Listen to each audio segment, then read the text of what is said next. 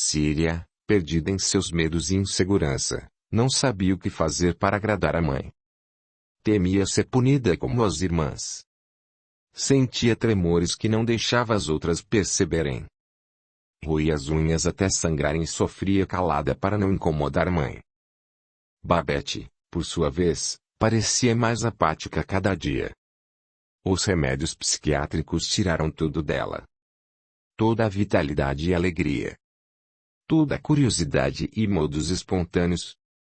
Ela não conseguia nem mesmo manifestar seu sofrimento. Quase não comia e o pouco que dormia tinha sonhos perturbadores.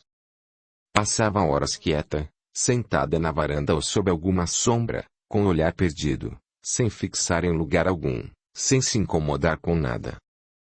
Não conseguia mais sonhar acordada ou sequer se lembrar de Matias, imaginando sua chegada, querendo vê-la e tirá-la dali. Não há vida pior do que aquela em que os sonhos estão adormecidos. E o tempo passou. Naquele ano, a seca foi imensa. Os pecuaristas, de modo geral, pareciam bem inquietos. Todos os açudes da região estavam baixando o volume de água, comprometendo a criação de gado. E, na fazenda de Iraci, não era diferente. Era manhã, quando Babette estava sentada à sombra do estábulo, olhando para a direção do campo. De longe, Gaúcho observava e aquele comportamento chamou sua atenção. Ela se levantou e foi andando de um modo diferente, parecia mecânico, sem balançar os braços, sem qualquer expressão.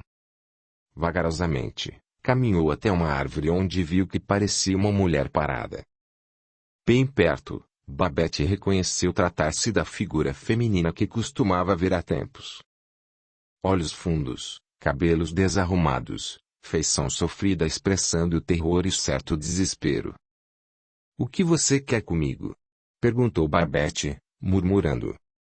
"Por que me persegue?" O espírito, com aparência de mulher, não falava, não com a boca. De alguma forma a jovenzinha entendia em pensamento. "Não estou perseguindo você. Não mais. Não tenho paz, mesmo depois de tanto tempo. Só você me vê." "Por quê?" "Precisam saber de mim e onde estou." "Quem é você?" tornou Babette sem expressão ou vontade de falar. "Joana. Joana da Rocha. Fui tola e me enganaram. Odiei você." "A mim? Por quê?" "Ele me fez entender que não ficou comigo por sua causa. Mas, depois que a acompanhei, passei a compreender algumas coisas. Por causa do seu jeito, seu comportamento." "Não estou entendendo." "Eu odiei, mas hoje tenho compaixão. Mesmo assim, preciso da sua ajuda." Estendeu-lhe a mão. "De que jeito?" "Venha comigo." Virou-se. A passos demorados, Babette a seguiu. A certa distância, o funcionário ficou intrigado. Ele só via a jovem. Quando Babette estava bem longe, curioso, Gaúcho largou o que fazia e foi atrás da garota. Ela atravessou cercas internas da fazenda de pastos. Foi para uma parte mais baixa do campo onde não se via mais a casa principal. Andou bastante. Estava longe.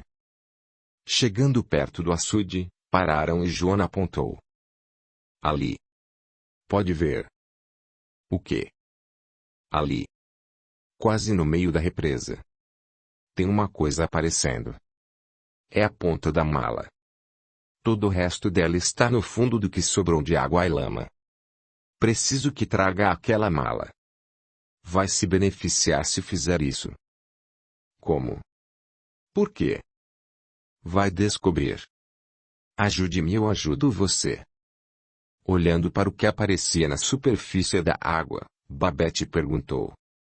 "Por que precisa dessa mala?" "Que benefício terei?" Ao se virar para o lado, não vi mais ninguém. Voltando sua atenção, novamente, para o açude e pisando a lama, caminhou para perto do que restava de água. De longe, caminhando em sua direção, Gaúcho ficou preocupado. Todos da fazenda sabiam, por Iraci, que a jovem não tinha boa saúde mental. Ele se apressou e gritou. Babette, ela não se virou. Parecia hipnotizada. O que está fazendo, guria? Com passos lentos, sem titubear, continuou pisando a lama grossa e a água caudalosa, bem escura. Gaúcho correu até ela e tentou segurá-la. Não. Espera. Preciso pegar aquilo. O que tu tá fazendo, guria? Vamos sair daqui. Preciso pegar a mala, apontou. Que mala? Aquela ali. Olha. Aquilo é uma mala. O homem viu a ponta de alguma coisa aparecendo. Poderia ser uma caixa ou algo do gênero. Não sabia identificar. Deixa aquilo lá. Vamos. Não. Por favor. É importante. Preciso pegar.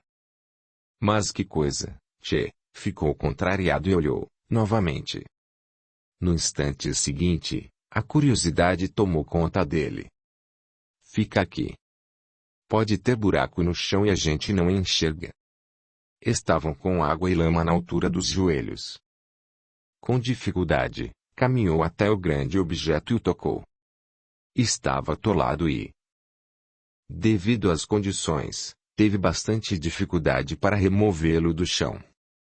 Apalpando-o, encontrou uma alça. Realmente, era uma mala. Com força, puxou até chegar à parte mais seca do lugar. E não é que é uma mala mesmo, tchê, exclamou, achando estranho. Tratava-se de uma mala daquela antiga, grande, quadrada, de couro e muito bem reforçada. Ele tentou abri-la, mas não conseguiu. Pegou a grande faca, que trazia na bainha presa ao cinto e, com a ponta, forçou a abertura. Abriu. Ao levantar a tampa, a cena de horror foi inevitável. Havia algumas pedras bem pesadas e um cadáver decomposto. O grito longo de Babette foi ensurdecedor. A jovem levou as mãos à cabeça e começou a tremer de medo e desespero. O que viu a chocou de tal forma que não conseguiu se manter em pé. Dobrou-se de joelhos ao chão e cobriu o rosto para não ver mais nada. Mesmo assustado, Gaúcho decidiu socorrer Babette, pegando-a no colo e levando-a até a casa principal. Um murmurinho se formou de repente. Diversos funcionários pararam suas atividades e alguém chamou a polícia. Algum tempo depois, a fazenda de Iraci estava repleta de curiosos, além da presença da autoridade local. O delegado procurou saber tudo e Gaúcho contou, exatamente, o que viu e fez. Mas, não era suficiente. Então, o homem pediu para conversar com Babette. Ela estava no quarto, sob as cobertas. Tremia e chorava. Babette. Levanta. O delegado quer conversar com você, disse a mãe em tom autoritário. Demorou, mas a garota se sentou na cama. Olá, Babette. Você me conhece, não é mesmo? Sou o delegado Vargas. Um instante disse. Preciso saber o que aconteceu. Pode me contar? Longo silêncio. Minha filha é doente, doutor. Tem problemas mentais. Não sei se poderá ajudar na investigação. Mas, conforme seu funcionário contou, ela foi até o açude e o convenceu a pegar a mala que mal podia ser vista. Ela apontou, mostrou, falou com ele. Quero saber o que a levou até lá. Só isso. Ela é doente mental. Toma remédios fortes, disse, passando a mão na cabeça da filha. Mais uma vez, ele insistiu. Babette, o que fez você ir até o açude? Ela não saberá responder, por quê? Dona Iraci, interrompeu-a, eu entendi o que a senhora disse, desde a primeira vez. Mas, se me permite, gostaria de conversar com ela a sós. Mas, o senhor não entende o que? Entendo sim. Caso a senhora não permita, Pedirei ao juiz uma autorização para investigações minuciosas sobre algumas coisas que percebi aqui. O delegado mentiu. Não saberia o que solicitar para o juiz. Embora sentisse que algo estivesse errado. Disse aquilo para coagi-la. Havia percebido que Iraci não deixava a filha falar. Visivelmente contrariada, saiu do quarto. Após isso, ele se sentou ao lado de Babette e observou. Com tranquilidade e fala lenta, contou. Lembro-me de tê-la visto na cidade muitas vezes. Nas missas, nas festas públicas e brincando com minha filha na praça da igreja. Lembro-me que tinha um cabelo enorme e muito bonito. O que aconteceu com seu cabelo? Minha mãe cortou, murmurou. Ah! Ela não é boa cabeleireira, não é mesmo? Não houve resposta. Sentiu que o assunto a deixou mais triste. Apesar de ter crescido um pouco, era nítido que o cabelo estava mal cortado, com mechas irregulares e aparadas de qualquer jeito. Notou que aquilo foi feito daquela forma para humilhá-la. E por que ela cortou? Porque não tomei meus remédios, sussurrou e abaixou a cabeça. Ah! E por que não os tomou? Porque me sinto mal quando tomo. Fico esquisita. Ah! Entendi. Sua mãe ficou zangada? Percebi que ela é bem nervosa, não é mesmo? Novamente, ficou sem resposta. Eu também tive pais severos. Sei como é. O meu pai não era severo. Ah! É uma pena ele não estar aqui, não é mesmo? Sinto muita falta dele. Sei como é. Alguns segundos de silêncio, observando o quarto, disse. Estamos nos dando bem. Isso é bom. Olhou e perguntou. Babette, você é capaz de me contar o que a levou até o açude? Como aconteceu de ir até lá? Minha mãe ficará zangada comigo, se eu contar. É por causa dela que não quer me contar nada. Viu-a pender com a cabeça positivamente. Eu posso falar com ela, que se ela brigar com você, vai ter de se entender comigo. O que acha? E quando o senhor for embora? Como eu fico? Se algo acontecer, você pode me contar e vou ver o que posso fazer. A jovem observou por longo tempo e disse. Não sei se o senhor vai acreditar em mim. Vamos ver, então. Conte, sorriu, amigável. Minha mãe não gosta que eu conte para os outros, mas... Eu vejo algumas pessoas que já morreram. Só por falar dessas coisas, ela me levou ao médico, que me passou um monte de remédios, que me faz sentir muito mal. Esses remédios não me deixam pensar. Fico em desespero dentro de mim. Vou lhe contar um segredo, cochichou. Minha avó também via e conversava com espíritos. Gostava muito de ouvir suas histórias. Acho que vou gostar de ouvir as suas também. Sentindo confiança, a garota revelou. Antes do meu pai morrer, eu vi uma mulher na casa onde morávamos, na cidade. Ele ficou muito bravo quando contei que ela sempre estava perto dele. Foi a primeira vez que ele se zangou comigo. Depois que meu pai morreu, a mulher continuou aparecendo no escritório dele. Todas as vezes que falei para minha mãe, ela ficou muito, mas muito brava. Devia ter seguido o conselho da minha avó e não contado nada. Minha avó morreu quando eu era bem pequena. Mesmo assim, vejo e converso com ela de vez em quando. O senhor acredita? Calmamente, o delegado respondeu sério e olhando em seus olhos. Sim, Babette. Acredito. Aí, nós nos mudamos para cá e a mulher morta, que eu via na casa da cidade, passei a ver aqui também. Quando contei, apanhei por isso e minha mãe me levou ao médico, que me passou vários remédios. Ah!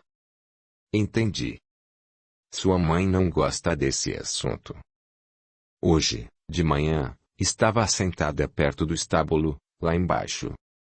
Então vi o espírito dessa mulher morta embaixo da mangueira. Ela esticou o braço e me chamou. Fui até lá e ela me pediu ajuda. Contou tudo. Joana da Rocha. Murmurou, repetindo o nome que ela disse. Sim. Esse nome mesmo. Babette, você me ajudou muito, sabia? Olhou-a com piedade. Ficou preocupado e pensativo. Não sabia como ajudá-la. Não precisa contar para ninguém o que me disse. Meu pai está triste. Por estarmos conversando agora. Não. Ele diz que se arrependeu e está dizendo que o senhor vai entender o que estou falando. Seu pai, arrependido? Quis ter certeza. É. Do quê? Ele disse. Não. Está bem, Babette. Fique tranquila. Nós vamos conversar, novamente, em outro momento. Toma um chá e se acalme. Fica tranquila. Não consigo tirar a imagem da minha cabeça. Sei como é. Mas, isso vai passar. E a mala? Acho que já foi levada. Não tem mais nada aqui. Demorou um pouco, porque precisou de um outro tipo de polícia para tirá-la daqui. Tivemos de chamá-los e demorou muito, porque são de longe. Entende? Agora, a Joana vai descansar em paz. Vai sim. Vou pedir ao padre para fazer uma missa para a alma dela. Pela primeira vez, viu-a sorrir levemente. Agora, preciso ir. Levantou-se e passou a mão em sua cabeça. Até outro dia. Até. Obrigada. Não por isso. Antes de ir, o delegado encontrou Iraci, que estava curiosa. A Babette contou alguma coisa? Indagou com modos aflitivos. Não exatamente. O mais importante é identificar aquele corpo e como ele foi parar lá. O senhor suspeita de alguém? Horas. Riu. Não tem como ainda. Aquele açude é longe de tudo e de todos. Estamos assustadas. Fica tranquila, dona Iraci. Quando ia saindo, decidiu perguntar.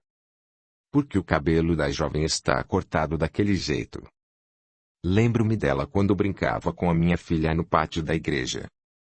Tinha um cabelão bonito. A Babette o cortou quando me descuidei. Como já disse, ela tem problemas psiquiátricos, que se manifestaram desde que o pai morreu. Temos uma vida bem difícil, agora. Ah! Que pena. Sinto muito. Preciso ir. Até logo, dona Iraci. Capítulo 16. O castigo do silêncio. Após sair da fazenda, o delegado ficou bem preocupado. Não só com o mistério do corpo encontrado, mas também com Babette. O estado da garota o incomodou. Não a achou tão desequilibrada e com problemas psiquiátricos como a mãe dizia. Aliás, percebeu Iraci mais abalada do que a filha. Notou as duas outras meninas mais novas muito coagidas, medrosas, sempre se escondendo. Aquilo não era normal. Em meio a esses pensamentos inquietantes, chegou à cidade e foi direto para a delegacia. Já era noite e o policial de serviço avisou de que uma professora da escola o havia procurado. Estava cansado. O dia tinha sido exaustivo. Apesar disso, decidiu ir até onde a professora morava. No portão, bateu palmas e esperou ser atendido. Sorridente, a mulher o recebeu, educadamente. Boa noite, Dr. Vargas. Como tem passado? Boa noite, Dona Georgette. Estou bem, senhora? Bem, graças a Deus. Vamos entrar, foi abrindo o portão. Desculpe. Já é tarde. Hoje, o dia foi bem intenso e movimentado. Ligeira pausa e disse. Soube que a senhora foi me procurar na delegacia. Em que posso ajudar? Alguma queixa? Não, doutor. Demonstrou-se sem jeito. Não sabia por onde começar. É que... Bem... Toda a cidade ficou sabendo do ocorrido, hoje cedo, na fazenda de Dona Iraci. É verdade. Teve muita gente curiosa por lá, para saber do caso. Não é todo dia que um corpo, ou o que sobrou dele, é encontrado dentro de uma mala. Então, o povo fica interessado. Mas... É sobre o caso que a senhora quer falar comigo? Fiquei sabendo que o açude estava quase seco e que foi a Babette quem encontrou a mala, falou, exibindo-se inquieta. Foi isso mesmo. Afirmou, desconfiado. Bem. O senhor pode até se zangar, por causa do meu interesse, mas é que... Preciso saber como está a Babette. Foi por isso que a senhora quis me ver. Desculpe, doutor. Na verdade, fui até a delegacia para saber dela. É uma aluna que considero muito. O senhor não estava e disse que falaríamos depois. O guarda não precisava mandá-lo aqui. Estou até sem jeito. Desculpe-me, por favor. Por que a senhora quer saber da Babette? Gosto muito dessa menina. Ela não foi mais à escola, assim como as irmãs. Pararam de estudar.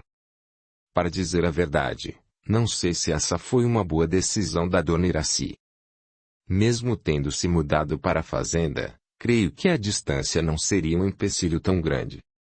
Temos outras crianças que, morando mais longe e com mais dificuldade de locomoção, frequentam a escola regularmente. A mãe, Dona Iraci, disse que a Babette está com problemas mentais, psiquiátricos. Falou que toma remédios. Como professora, a senhora percebeu alguma coisa, nesse sentido? A Babette? Problemas mentais?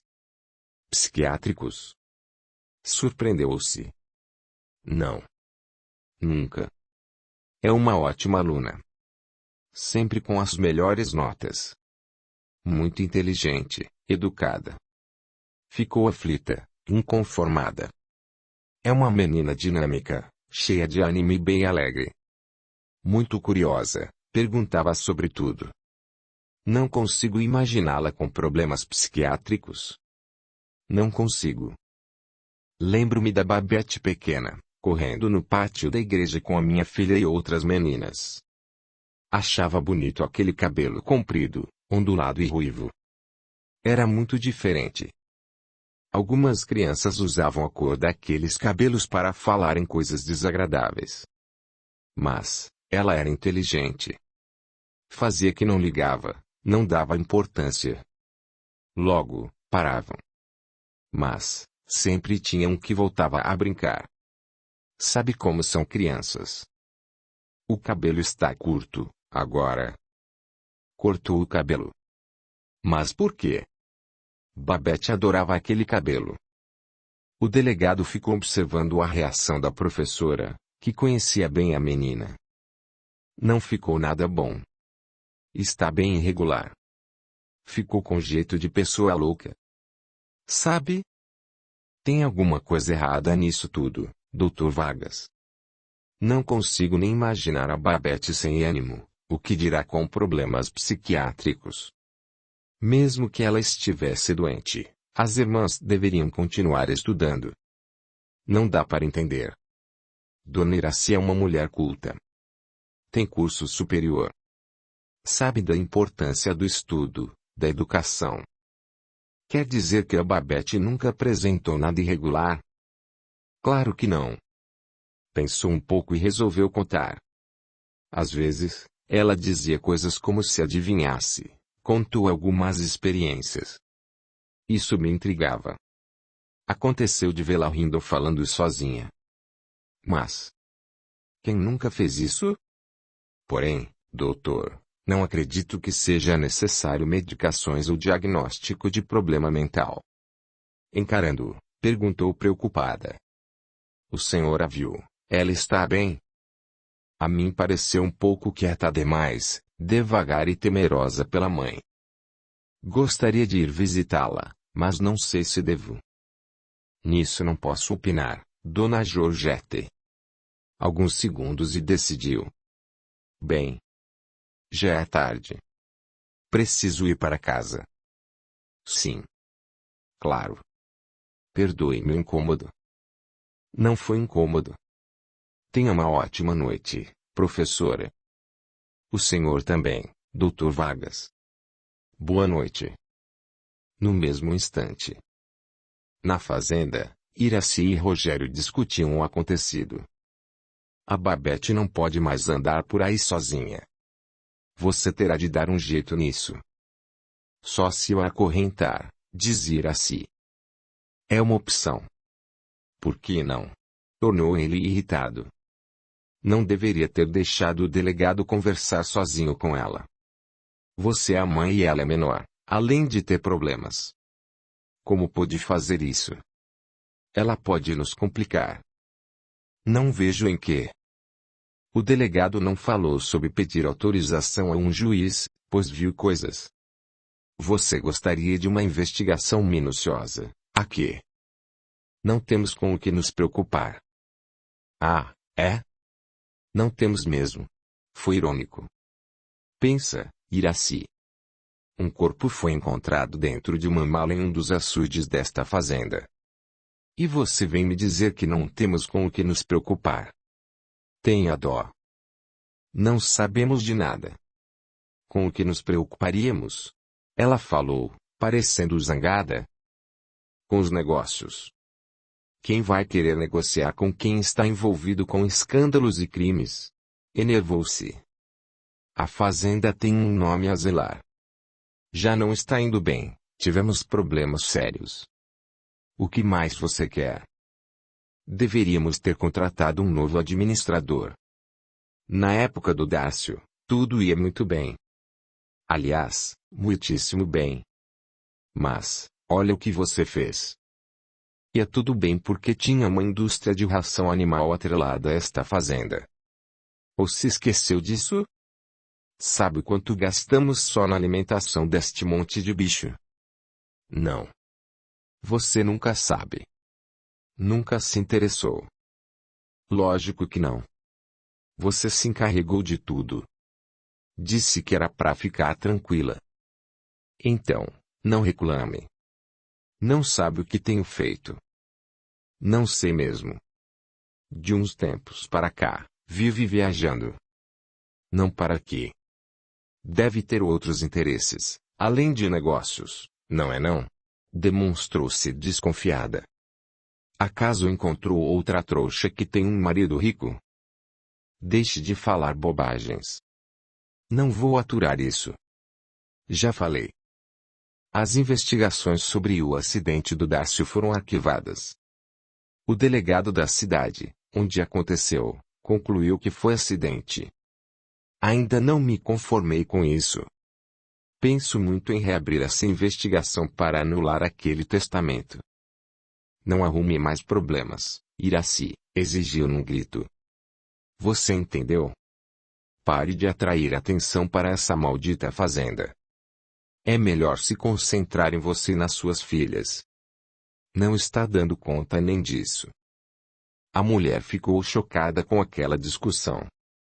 Algo a incomodou profundamente.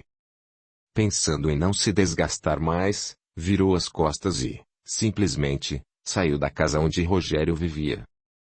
Caminhando em direção da casa principal, sentia-se contrariada. Não foi o que planejou para sua vida. Acreditou que, após a morte do marido, tudo seria tranquilo, inclusive, financeiramente.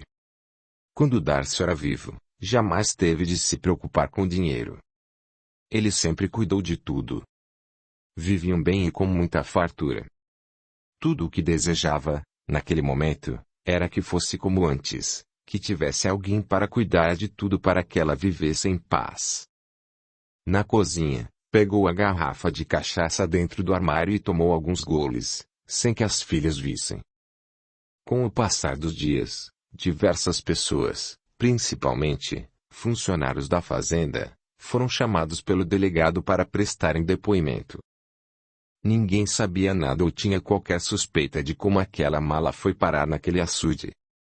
O delegado Vargas não descobriu qualquer informação precisa a respeito dos restos mortais encontrados na mala. Ao interrogar Bernardo, ex-administrador das terras, ficou sabendo que Efigênia foi demitida por Iraci e passou a trabalhar para ele. Por essa razão, chamou-a para conversar.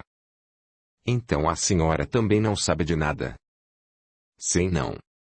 Aquele açude nunca seca. Lembro do pai do seu Dácio falar isso pra a gente. A senhora já ouviu o nome Joana da Rocha? Ouvi, não. Dona Efigênia. E a Babete? O que tem essa menina, doutor? Perguntou visivelmente aflita. A senhora não a vê mais? Não, doutor. Seus olhos se encheram de lágrimas imediatamente. Só sei dela quando encontro alguém de lá que vem pra cá. Ela tá bem? Parece que sim, não quis preocupá-la. Sabe me dizer o porquê de a senhora ser demitida? Oh, doutor. Sei não. Eu não queria. Mas, Dona Iraci cismou comigo. Acho que eu adulava demais as meninas. Depois que seu Darcio morreu, Dona Iraci ficou rígida demais. A senhora sabe me dizer se ela e o senhor Darcio viajaram para o exterior? Sei não. Um momento e quis saber. Doutor, o corpo da mala era de homem ou mulher? O senhor sorriu ao responder. A senhora é a primeira pessoa que me faz essa pergunta. O corpo estava irreconhecível, claro. Só havia restos mortais, o esqueleto. Mas, pelos cabelos compridos e tingidos, unhas compridas e com esmalte, já tínhamos a noção de se tratar de uma mulher. Outros exames comprovaram isso.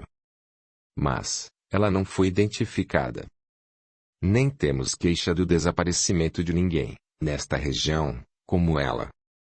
Há uma corrente com um pingente e um anel, roupas como vestido e blusa comprida, mas isso não ajudou. A identificação está difícil. Perguntei por que Babete via o espírito de mulher na casa da cidade e depois na fazenda Tumbem. Até Dona Iraci viu Elzana, que trabalhou na casa da cidade. Eu queria, mas nunca vi nem ouvi. Sabe? Acho que essa mulher não é dessa região. Deve ser de outra cidade. Se levar o pingente e o anel para outra cidade é capaz de alguém conhecer. Obrigado, Dona Efigênia. A senhora ajudou muito e deu ótima ideia. Sem demora, o delegado Vargas ouviu várias pessoas, porém nenhuma ajudou muito nas investigações. Apesar da surpresa, Osana contou tudo o que sabia. Por outro lado, Iraci não gostou do que soube. Como Efigênia foi capaz de dizer que eu vi um espírito? Como o senhor quer basear sua investigação em visões de algo que não é material e não pode ser confirmado? Isso é um absurdo. Um corpo foi encontrado dentro de uma mala, com pedras, no açude de sua fazenda, Dona Iraci.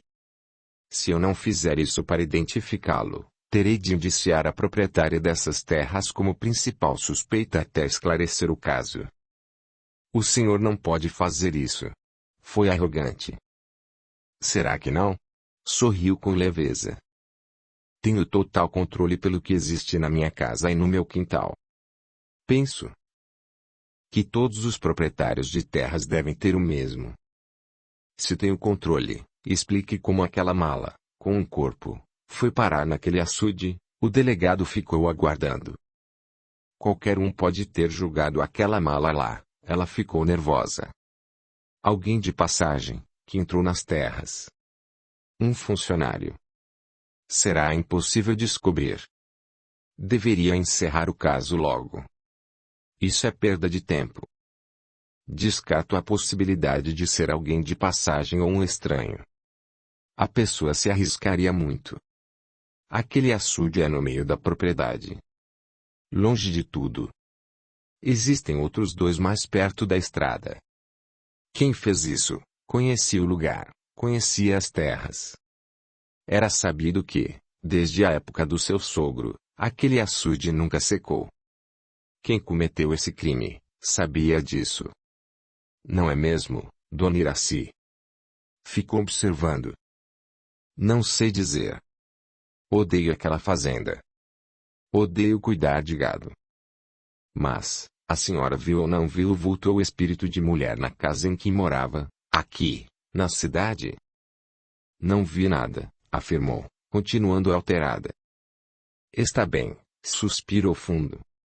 Preciso conversar com a Babette. Só na minha presença. Minha filha é menor e tem problemas mentais. Está bem, levantou-se, abriu a porta e chamou Babette. A jovem acomodou-se na cadeira frente à mesa e ao lado da mãe. O delegado sentou-se atrás da mesa, sorriu e perguntou. Como vai, Babette? Você está bem? Estou sim. Como está indo na escola? Não estou indo mais à escola. Ah. Não. Mas, por quê? Demonstrou-se surpreso. Porque minha mãe disse que não preciso. Mas, sempre gostei muito de estudar. Você é doente. Por isso não precisa, comentou a mãe agressiva. Dona Iraci, vou pedir que somente a Babette responda às perguntas e que não haja nenhuma manifestação da senhora. Se interferir, mais uma vez, tomarei providências sérias. Algo, aqui, está muito errado e sei que me entende muito bem, foi firme.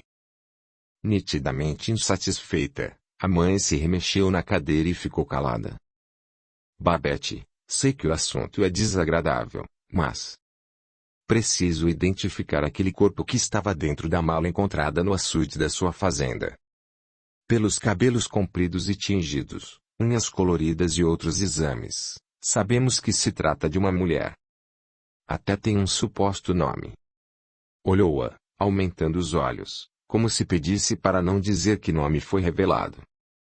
Desde pequeno, cresci ouvindo minha avó contar casos bem interessantes sobre espíritos. Eu adorava suas histórias. Também já vi coisas acontecendo sem explicações do mundo material.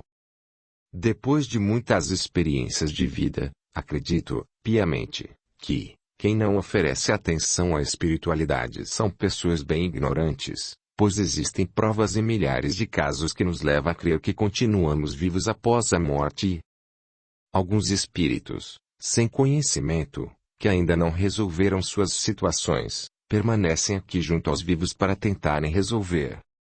Babette olhava fixamente para ele, que pediu. Preciso prosseguir com as investigações. Gostaria que me descrevesse o espírito de mulher que você via no escritório de seu pai e na fazenda. Era o espírito da mesma mulher. Ela tinha cabelos compridos, dava para ver que era tingido de loiro. Tinha olhos verdes, como os meus. Sobrancelhas finas. Pele branca, muito branca e roxa em volta da boca e dos olhos. Tinha uma pinta no rosto, bem ao lado do nariz.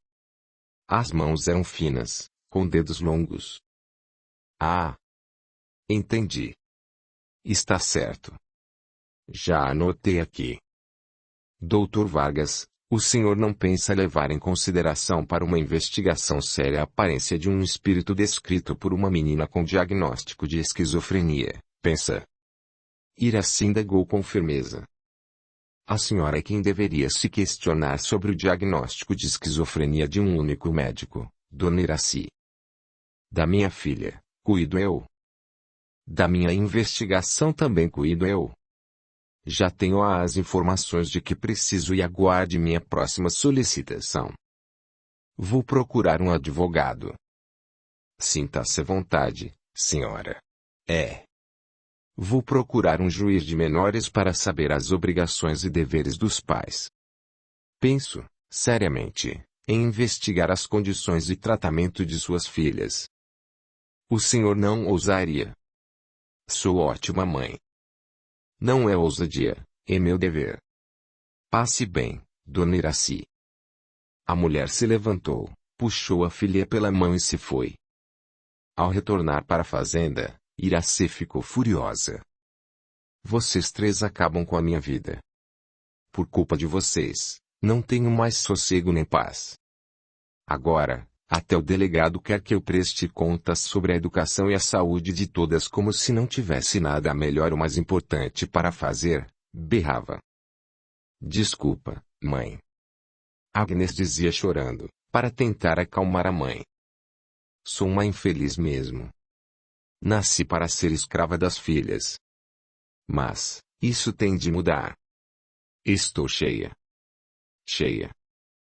Não fica assim, mãe. Síria chorava. Tomara que o delegado leve vocês. Tomara. Não me obedeçam para ver o que faço. Dando um tapa na nuca da filha mais velha, gritou. E da próxima vez, sua infeliz, vou fazê-la tomar remédios até pelos ouvidos, para não falar mais besteiras para aquele homem. Babette, entorpecida pelos remédios, não conseguia se manifestar nem tinha expressões. Síria e Agnes tremiam de medo. A tortura psicológica pelos gritos e comportamento agressivo da mãe era terrível, sequestravam-lhes o raciocínio. A descarga de adrenalina constante deixavam-nas em verdadeiro estado de terror. Depois dos gritos, palavras ofensivas e comportamento violento, Iracy oferecia às filhas o castigo do silêncio. Ignorando-as. Não conversando nem respondendo o que as filhas perguntavam. Muitas vezes, as meninas a procuravam e sem receber seu olhar ou ouvir sua voz, elas a abraçavam, acarinhavam, na esperança de obterem uma gota de atenção e um toque de carinho. O castigo do silêncio é uma das violências psicológicas mais perversas e cruéis para crianças e jovens, principalmente. Iracy alimentava-se, supria-se do prazer de ver suas filhas implorando amor, carinho, atenção e cuidados que só dependiam dela. Seu comportamento tóxico e abusivo piorava a cada dia, ou melhor, Iracy se aperfeiçoava mais a cada dia. Esse é o típico comportamento de quem tem transtorno de personalidade narcisista. Por falta de conhecimento, os filhos de pais com um transtorno de personalidade narcisista vão se tornando dependentes, feridos, machucados, sem rumo e tentam, cada vez mais, agradar para se sentirem amados. Confusos, podem perder a identidade sem saberem o que está acontecendo, culpando-se, muitas vezes, por não entenderem o comportamento dos pais.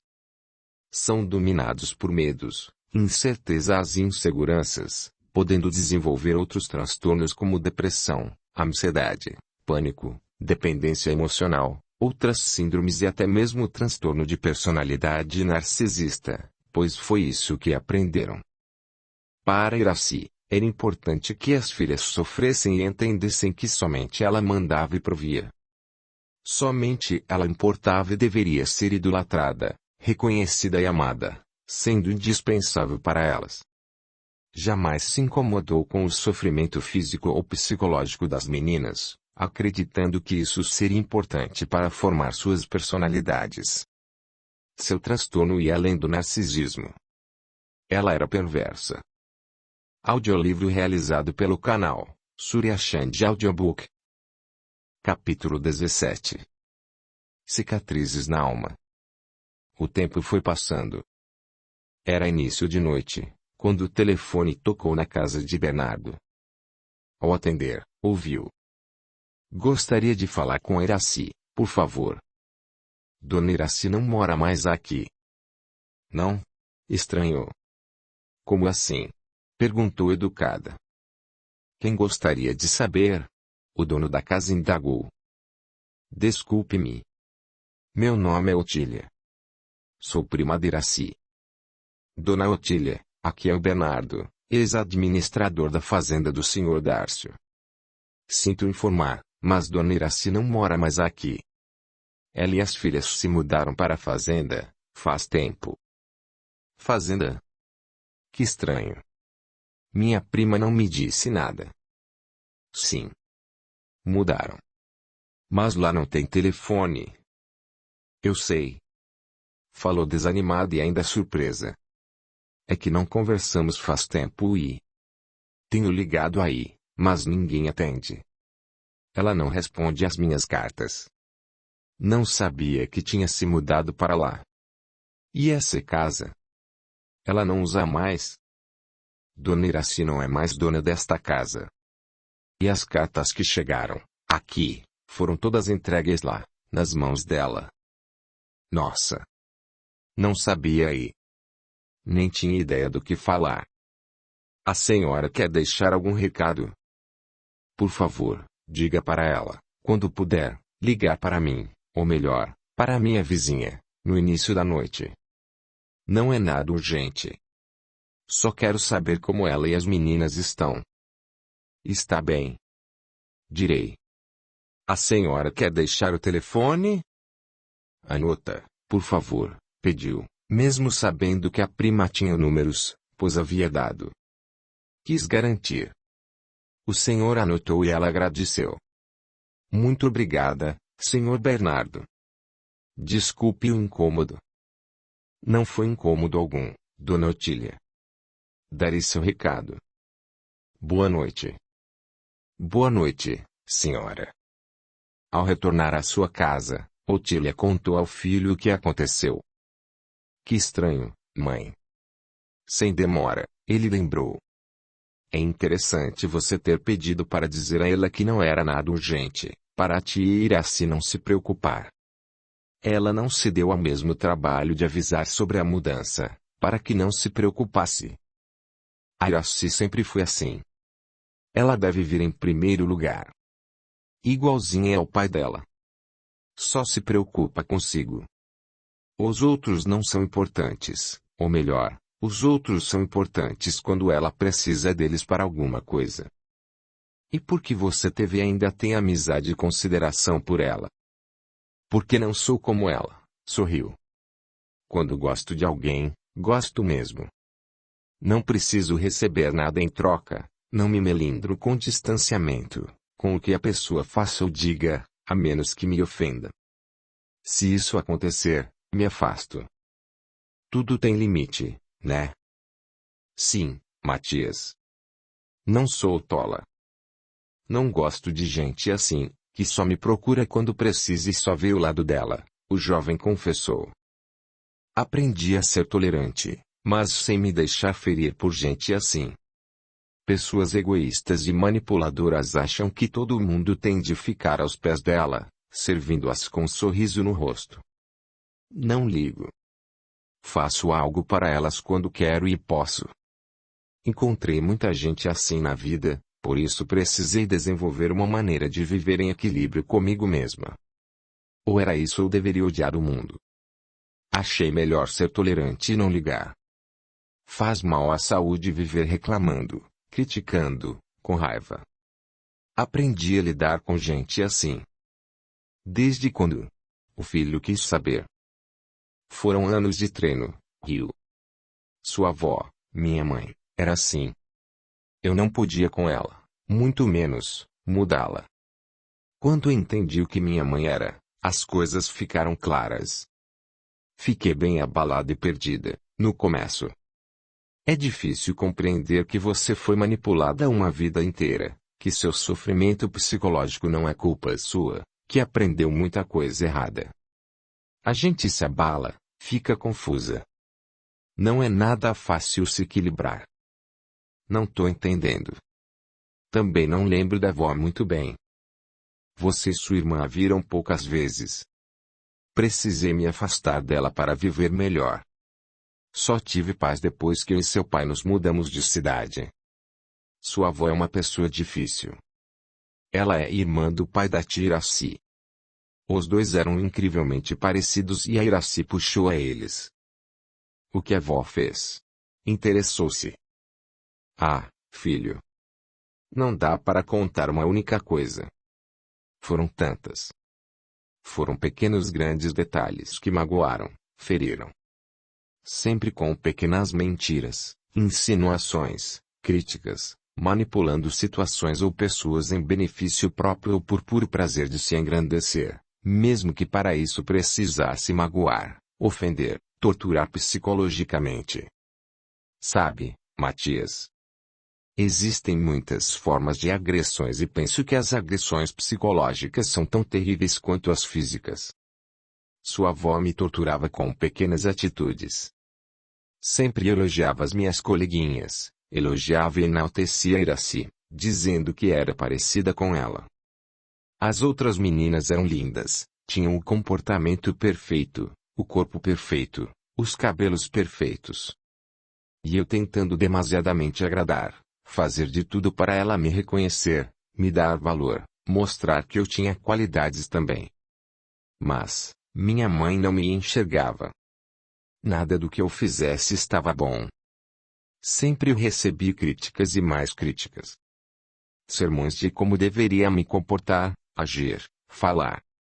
Ela me dava bastante bronca, falava demais, me colocava de castigo incontáveis vezes e por qualquer motivo.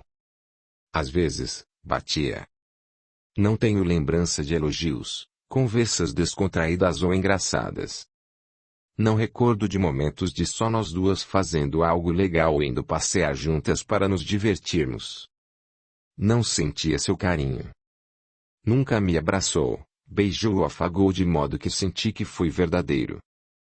Nunca ficou do meu lado em situações complicadas ou quando precisei por estar triste. Sempre que podia ou conseguia, me humilhava perto de parente ou conhecidos, contando ou expondo situações que eu tinha vergonha ou não queria que os outros soubessem, pois me sentia inferior. Eu ficava triste e ela não se importava, achava que era bom para eu aprender. Sempre que falava, sua voz se colocava em evidência, mostrava que era melhor, indispensável, chamava a atenção para si. Tudo ela, ressaltou. Ninguém era melhor, eu, muito menos. Adorava torturar a mim, dizendo que sofreríamos quando ela morresse, que não adiantaria chorar depois que se fosse, que deveríamos valorizá-la em vida. Era uma forma desesperada para ser elogiada em vida. Era um horror. Em se falando de morte, não tem tortura psicológica pior para uma criança. É querer impregnar alguém com a terrível dor da perda, da morte e fazer a criança sofrer e se torturar antes de acontecer.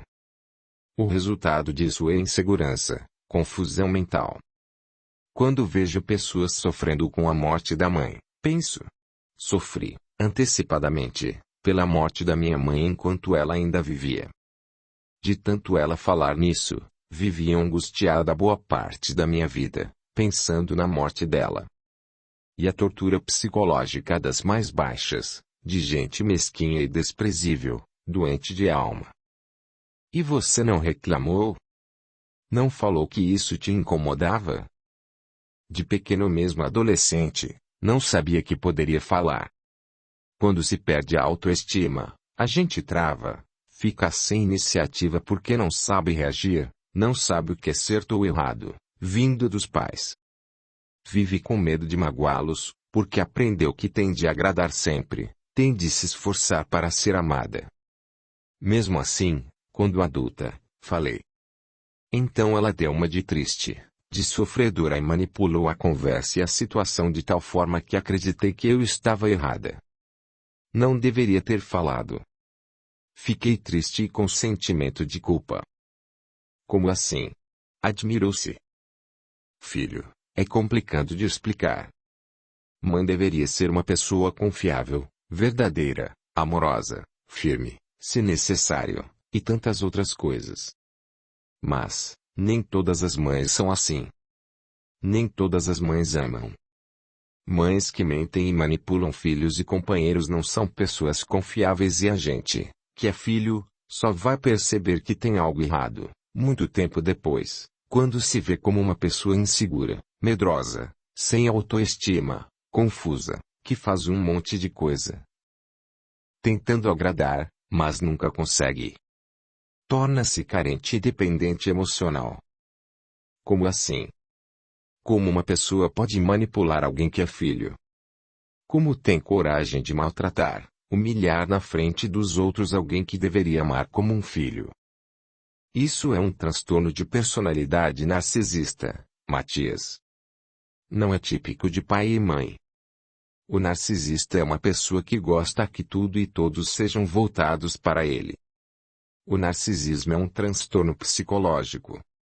A pessoa supervaloriza a si mesma, tem necessidade de ser reconhecida e valorizada constantemente. Acha que os outros devem isso a ela.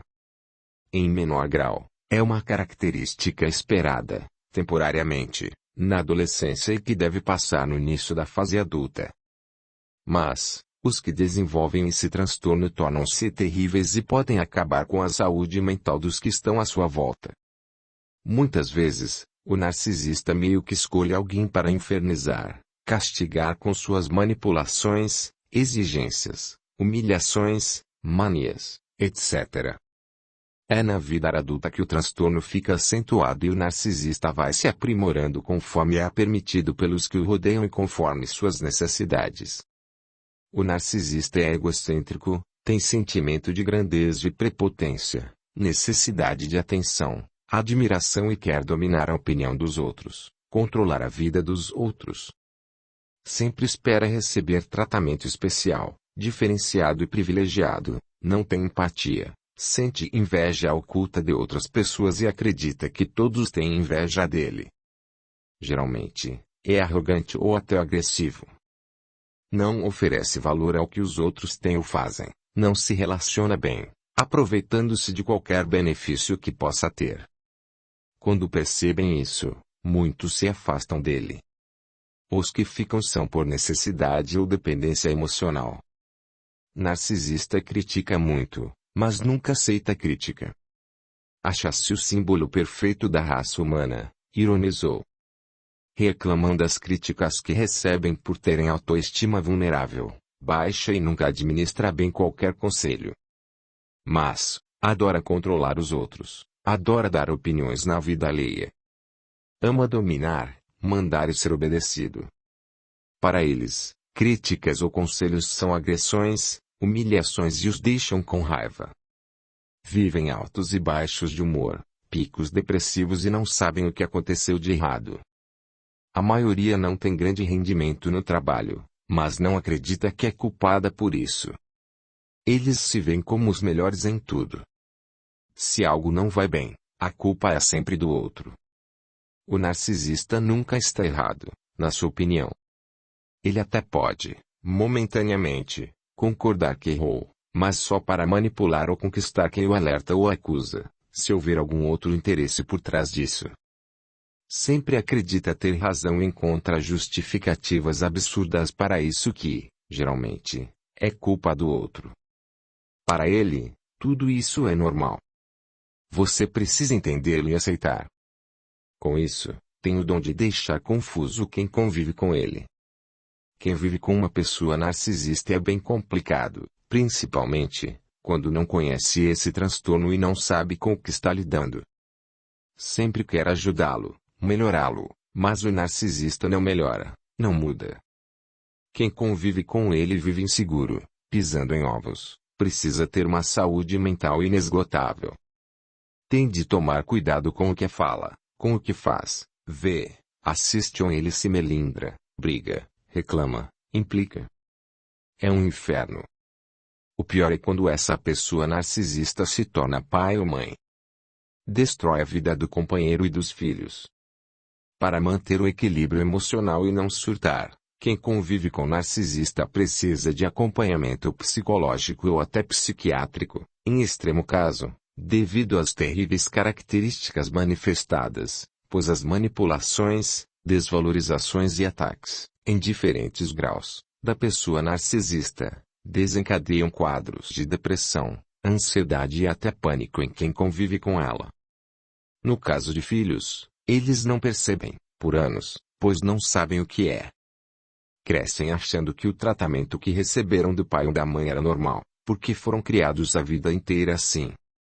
Esses filhos não conhecem tratamentos diferentes. Breve pausa e revelou. Minha mãe é uma pessoa narcisista.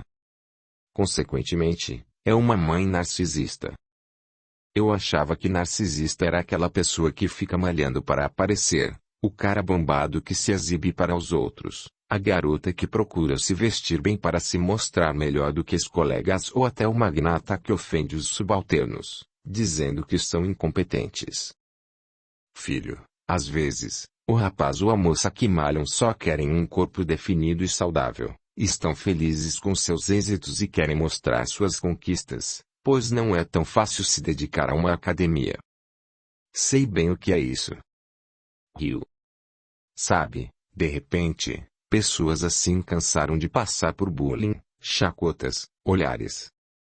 A moça que se veste bem pode só querer ressaltar a beleza e ser valorizada, sentir-se bem. Vai saber o que os leva a cuidar tanto de si, da aparência, da saúde. Isso não é errado. Nem sempre isso quer dizer narcisismo. O narcisismo está ligado à personalidade, à maneira como trata os outros. É importante saber como eles tratam as pessoas próximas em particular. Em sociedade, na frente dos outros, normalmente, ostentam uma vida maravilhosa ou se vitimizam, mostrando sacrifício, esforço e empenho. Em casa, procuram motivos, mesmo que pequenos, para arrumarem brigas, mágoas, jogarem na cara o que fizeram de bom e deixarem outro com sentimento de culpa. Aliás, uma das principais características do narcisista é essa. Deixar o outro com sentimento de culpa, além de desvalorizá-lo, deixá-lo confuso e dependente. Narcisistas mentem e manipulam grande parte do tempo. A aparência em público não quer dizer nada. Ele finge que está tudo bem, mas, em particular, faz terrorismo. Isso mesmo. Já, no caso de um líder, o comportamento de agressão verbal ou psicológica é algo questionável sim. Nem sempre o narcisista tem poder, mas sabe-se que tem baixa autoestima sempre. Para sobressair, ele procura dependentes emocionais e até financeiros. Sente prazer em se achar adorado, amado, quer que se preocupem com ele. Como em todo transtorno, sem exceção, o transtorno de personalidade narcisista possui graus. Não que exista uma escala, propriamente dita, para que se possa medir. Somente na convivência que percebemos um comportamento leve, ou moderado ou intenso ou perverso. E também vão se aperfeiçoando, conforme a necessidade do narcisista. O que levou uma pessoa a ser narcisista? Matias quis saber. Como todo transtorno de personalidade pode ser uma deficiência biológica, ou seja, genética ou ainda adaptativa, por influência ou sobrevivência ao meio em que vive. Por exemplo, uma criança adotiva cresce em uma família narcisista, que manipula e mente. Ela não tem nada de biológico em comum com ninguém da família. No entanto, todos são mentirosos, tiram vantagens de outras pessoas, zombam dos problemas e dores alheias. Essa criança, pela influência, torna-se igual aos membros da família. Às vezes, filhos não narcisistas começam a mentir e manipular situações para sobreviverem em meio aos pais, irmão ou parentes narcisistas. Fazem isso para se defenderem, sobreviverem. Porém, nem sempre a infância difícil faz com que esse transtorno se desenvolva. Como espírita, na minha opinião, o espírito vem com a possibilidade de desenvolver esse transtorno para trabalhá-lo, equilibrá-lo, reformando-se, melhorando-se. Para isso é preciso muito empenho e vigilância. Tudo o que busquei conhecer, após muito sofrimento, é que não são crianças que tiveram lares sem estrutura, sem amor, sem harmonia que se tornaram narcisistas ou adultos abusivos ou perversos.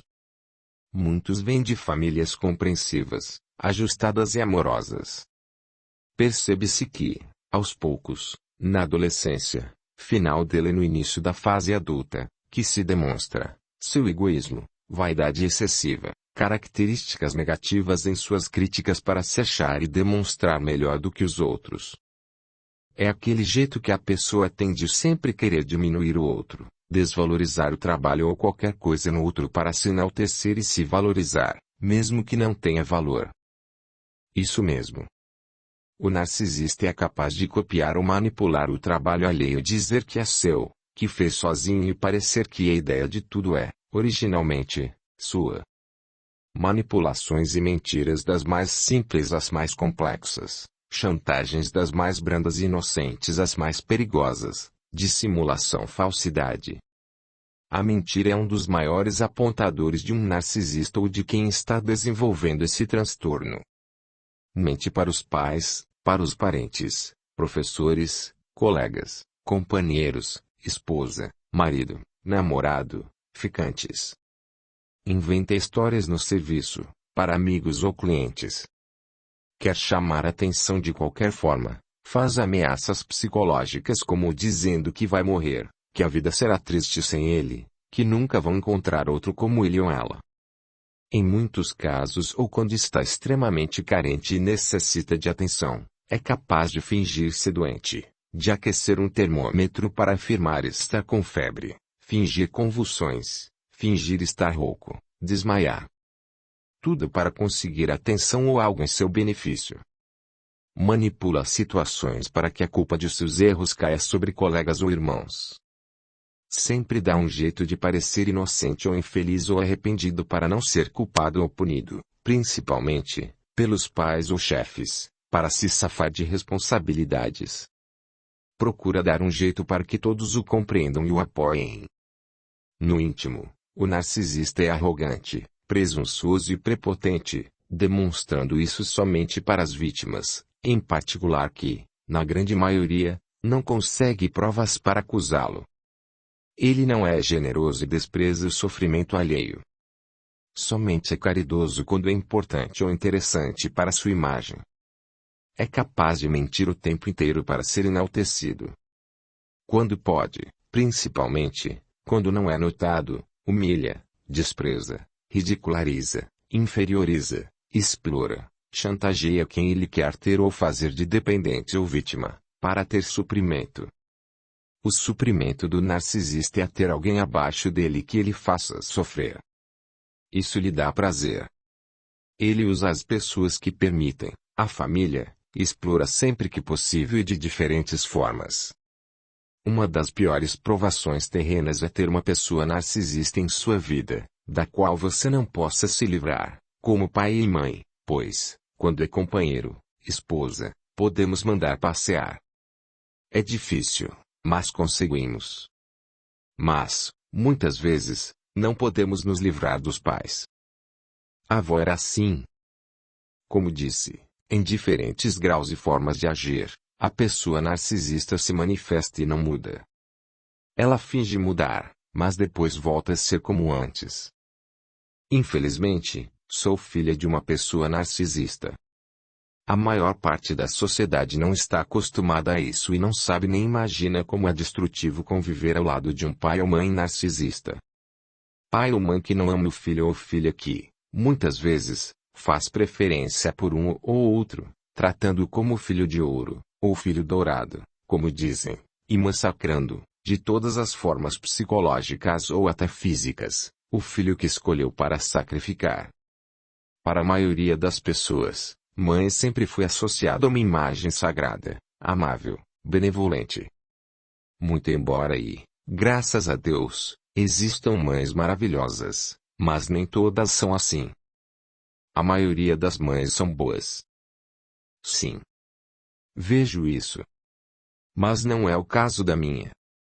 Minha mãe só falava dela, de como era importante, essencial na minha vida, que sem ela não seria nada. Com isso, exigia admiração, reconhecimento e, muitas vezes, até meu dinheiro. Na primeira chance, acabava com minha autoestima. Dizia que até a cachorra demonstrava mais amor, obediência e respeito por ela do que eu. Passei a me achar um nada, um zero à esquerda. Sabe, filho? São tantos detalhes de historinhas que parecem simples, mas não são, que me marcaram, magoaram, entristeceram e me destruíram. Uma vez, dei flores no Dia das Mães.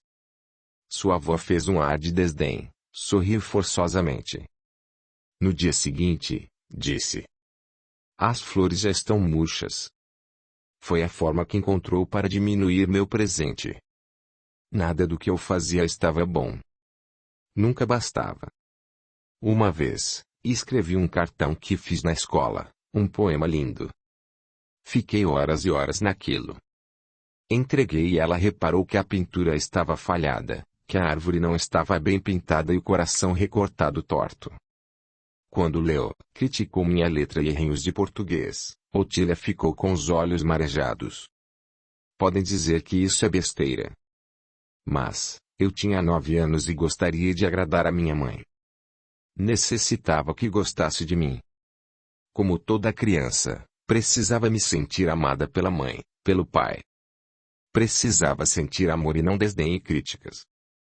Se houvesse incentivo, iria querer caprichar ainda mais, nas próximas vezes. Breve pausa e lembrou.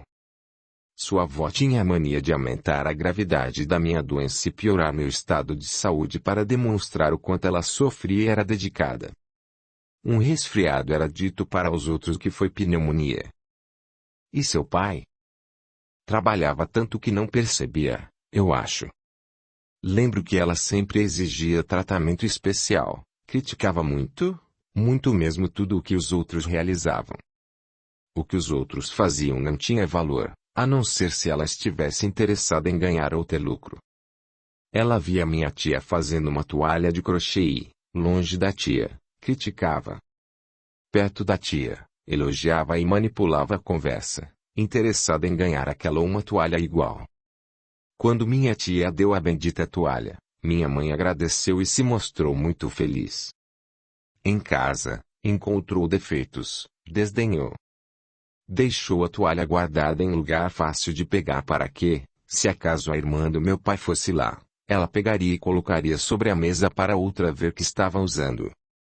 Esse é o típico comportamento ruim, tóxico, nojento. Algumas vezes, meu pai chamou sua atenção. Nossa! Ela se vitimizou. Dizia que as outras coisas boas que ela fazia ninguém dava valor, que seu trabalho não era reconhecido. Fazia-se de coitada. Ficava doente. Tinha enxaquecas e não parava de falar que não poderia passar nervoso, que teria um derrame, um AVC, por causa do nervoso que passava. Ficava acamada e tínhamos de cuidar dela. São tantos e tantos acontecimentos, torturas psicológicas e dramas que mães ou pais narcisistas fazem, detalhes que parecem insignificantes, mas que são cruéis para a formação de personalidade de crianças e adolescentes, que ninguém imagina. Uma das piores era o castigo do silêncio. Eu não sabia nem imaginava o porquê de ela ficar quieta, calada, de cara feia ou se fazendo de vítima, batendo portas, gavetas e utensílios para chamar atenção e sem dizer nada. Sem falar nada, mesmo quando perguntávamos. Eu ficava insegura e com muito medo, tentando adivinhar o que tinha feito de errado e pensava em como agradar, como me redimir. De outras vezes, ela brigava, falava muito e me deixava confusa. Falava demais, contando sobre seus esforços pessoais, de quanto era prestativa, de quanto era correta. Quando saíamos, exigia que eu, principalmente, ficasse quietinha, bonitinha, arrumadinha. Porque a fulana de tal era comportadinha e ficava como uma mocinha. Se eu não me comportasse como ela gostaria, ficava de castigo, ouvindo um monte. Quando ela fazia algo bom ou um favor, não parava de falar disso para lembrar o quanto era boa. Vivia jogando na cara. Pessoa narcisista tem uma habilidade, impressionante, para manipular conversas ou situações, ficando insatisfeita ou zangada, deixando a outra confusa e com sentimento de culpa por algo que não fez, mas que a pessoa narcisista faz com que entenda que a culpa é dela. Sua vítima fica tentando se redimir, se desculpar e busca tratá-la melhor para aliviar a situação. Mães narcisistas, prosseguiu Otília, manipulam a vida dos filhos de uma forma tão terrível que eles se sentem na obrigação de fazerem coisas para agradar a essas mães. Qualquer coisa errada ou que as deixem contrariadas, é motivo de insatisfação, cara feia, brigas e a culpa é do filho, do marido, do vizinho, do tio, do gato, do cachorro. A culpa de sua infelicidade é sempre dos outros. Só quando adultos ou adolescentes mais maduros é que surgem os primeiros questionamentos sobre o comportamento da mãe ou pai narcisista que os querem controlar. É absurdo, mas a maioria dos filhos se sente culpada por receber esse comportamento hostil e castrador. Suspirou fundo e disse: é um assunto extremamente polêmico e difícil de ser comentado. As pessoas que não conhecem esse transtorno e grande parte da sociedade não gostam e não aceitam quando o assunto é sobre mães que não amam, que maltratam psicologicamente seus filhos. Acham que os filhos têm de relevar, aceitar, baixar a cabeça. Não entendem o quanto isso fere, machuca, maltrata e leva os filhos a muitos estados psicológicos terríveis, desequilibrados, depressivos e até o suicídio.